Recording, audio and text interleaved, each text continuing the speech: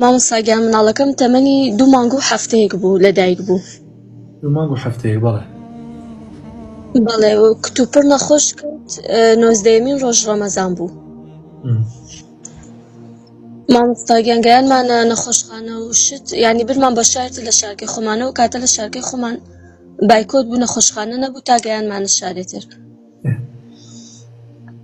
مناڵەکەم یعنی ئۆکسجین و شتیان بۆی کرد و ئەو شتانە و یعنی زۆر خەریکی بوون لە 4-5 کاتژمێر زیاتر. بەس دکتۆرەکان نەیانتوانن ڕزگاری ئەمن خوای کرد. ئینا لیلله ئینا ئیلەیهی ڕاجعون. خوای گەورە بۆتانی قەرەبوو بکاتەوە خوشکەکەم. سەلامەت و مامۆستاگیان یعنی سە بەس ئیتر خۆتە زانین جەرگستان چۆنە مامۆستاگیان. بەس پرسیارەکەم ئەوەیە یعنی زۆر کەس پێم ئەڵێ یعنی خێری هاتیە هیچ گومانم لەوە نییە.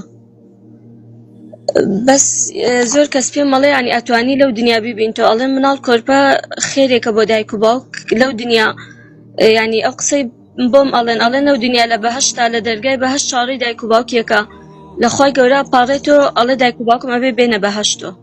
طبعا پێغەمبەر فەرمێ صلی الله علیه وسلم هەر کەسێک مناڵێکی بمرێ مناڵەکەی نەگەیشت بێتە حەدی بلوغ واتە بە مناڵی مرد بێت ئیلا ئەو مناڵە ئەبێتە هۆی ئەوەی ئەو دایک و باوکە لە ئاگری جەهەنەم ڕزگار کە ئەگەر ئەو دایک و باوکە ئەهلی تەوحید بن.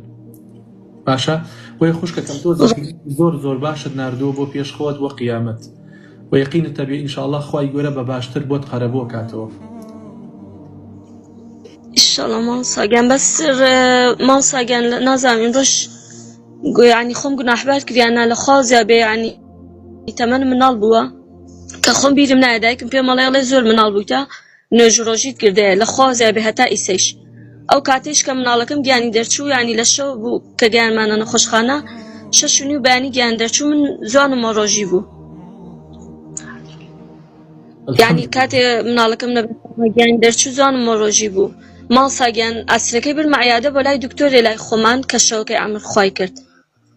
برمە دکتۆرەکە شروبیدا پێم ینی ئەو شروبانە و عیلاجانە دوو جادام مناڵەکەم وای لێ هات.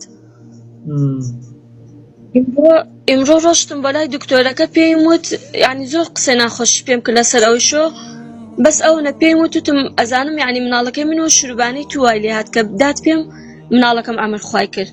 ئەوەنە پێیم وتم خوا چۆن جەرگ منیستان و زۆن و ڕۆژی و مناڵەکەم لە بەردەمما مرد ئەیدەمە دەست خوا توش ئەدەمە دەست خوا.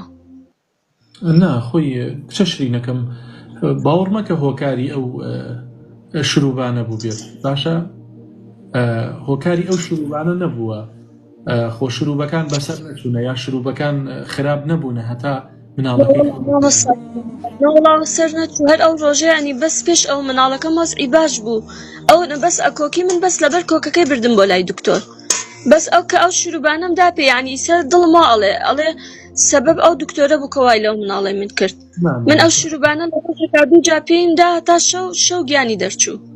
باوەڕ مەکە هی ئەوە بێت شروبیش ینی ئەوە نە بە شێوازیە دروستی ناکەن ینی کاریگەریکی سلبی و نەرێنی لەسەر مناڵ دروست بکات بۆیە ئەوە ینی تەن هێورکەرەوەیە ئەو مناڵە هێورەکاتەوە بۆیە هیچ دوعای شەڕ لەو دکتۆرە مەکە هیچ پێویستیش ناکا بچیتە سەری دوعای شەڕ لە کەس ناکەم لەبەر خۆم جەرگم سوتیاوە بەس ئەو نەوتم ئەگەر تو هۆکار بوویت ئەگەر دڵمان پێڵە هۆکار ئەو شروبانە بوو وتم بەس ئەدەمە دەستخوا لەبەر لەخوا نییە. خوشکە بەڕێزەکەم إن لله ما أخذ وله ما أعطى وكل شيء بأجل مسمى خوای گەورە دایەوە پێت خوای گەورە لێتی بردوتەوە و خوای پەروەردگار کە ئەو ڕۆژەی دای بە تۆ ئەبوایە 2 مانگ و 7 ڕۆژ لای تۆ بمایەتەوە.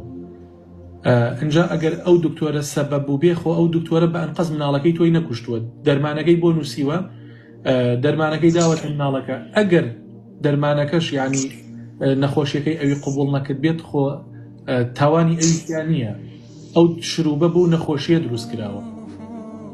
باشە کچە خوای گەورە خوای گەورە سەبووری شەبات بەڵکو دوعای خێریان بۆ بکات هەرچی باشە خوای گەورە ئەوەتان بۆ بکات یا رب العالمین.